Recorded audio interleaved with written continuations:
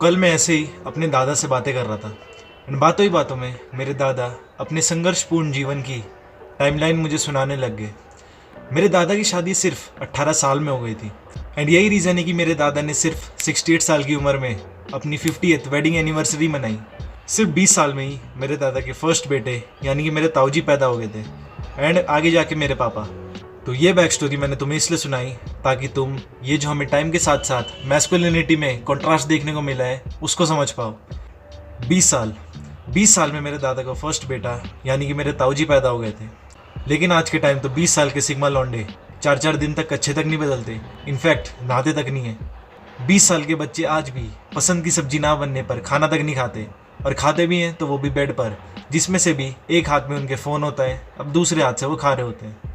उन्हें ये तक नहीं पता होता कि रोटी में सब्जी आ भी रही है या सिर्फ मसाला आ रहा है। तुम्हें, मुझे, हम सबको पता है कि इंडियन मैन की कंडीशन कितनी बदतर हो चुकी है आज के टाइम पे।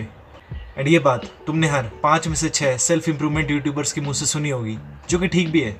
आज के टाइम में जो मॉडर्न मैन की कंडीशन हो चुकी है, कोई पर्पस नहीं है लाइफ में, इतना पेट आगे आ रखा है, अरेंज मैरिज के साइड इफ़ेक्ट्स पता है लेकिन डेट वो किसी को कर नहीं पा रहे, घर में इतना टेंशन का माहौल है, घर वाले भी 4 गाली सुना के खाना देते हैं, हेयरलाइन रिसीड हो रही है, एंड सबसे बुरी बात तो ये है कि वो अपनी ये सिचुएशन किसी को बता भी नहीं सकते। ठीक है, उनकी गलती है, वो मेहनत नहीं करना चाहते, 100 रीज़न है, but the main question is वो ऐसे बने ही क्यों? क्योंकि भाई कंट्री में सुपर इंटेलेक्चुअल, कॉम्पिटिटिव और हार्डवर्किंग लोग भी एग्जिस्ट करते हैं, लेकिन एक एवरेज इंडियन मेल इतना कैसे पिछड़ गया? The reason is parenting.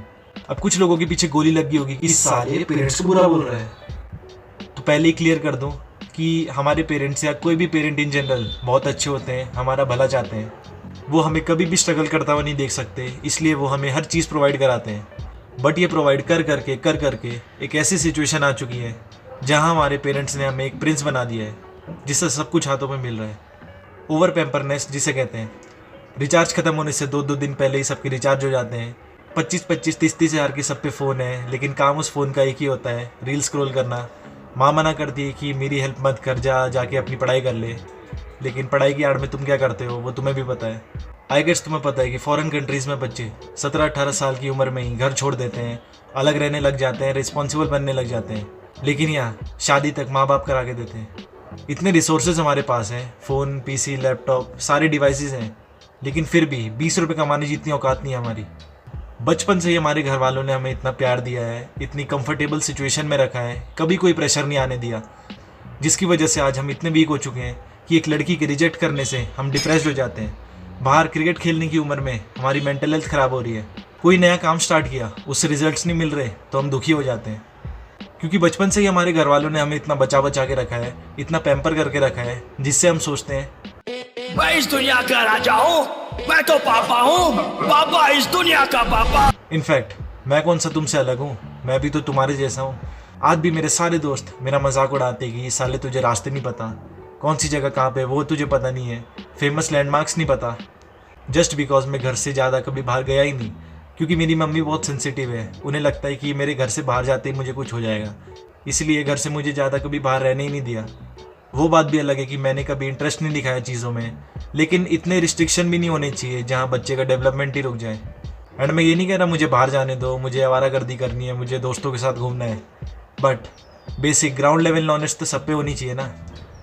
तो वही देखो, हम पेरेंट्स को तो चेंज कर नहीं सकते, वो अपना काम कर रहे हैं, तुम्हारी पूरी जिम्मेदारी ले रहे हैं, स्कूल की, कॉलेज की, खाने पीने की, रिचार्ज की, बिजली की, पानी, हर चीज़ की। तो अब तुम्हें भी घर की थोड़ी सी जिम्मेदारी लेनी चाहिए, या फिर घर की नहीं भी ले रहे तो एटलीस्ट खुद की जिम्मेदारी ले लो। एंड जिम्मेदारी लेने से मेरा मतलब ये नहीं है कि तुम्हें बाहर जाके कुछ पत्थर तोड़ने हैं या फिर पैसे लेके आने हैं, दिहाड़ी करनी है, मजदूरी करनी है, नहीं। जिम्मेदारी लेने से मेरा मतलब ये है कि जो भी तुम्हारा काम है, अभी स्कूल है तो स्कूल, पढ़ाई है तो पढ़ाई, कोई कॉम्पिटिटिव पेपर निकालना है तो वो, स्पोर्ट्स में अगर तुम हो तो स्पोर्ट्स, उसमें अपना तुम्हें बेस्ट देना है, फुल फोकस के साथ, डेडिकेशन के साथ काम करना है। यही तुम्हारी सबसे बड़ी जिम्मेदारी है। GM।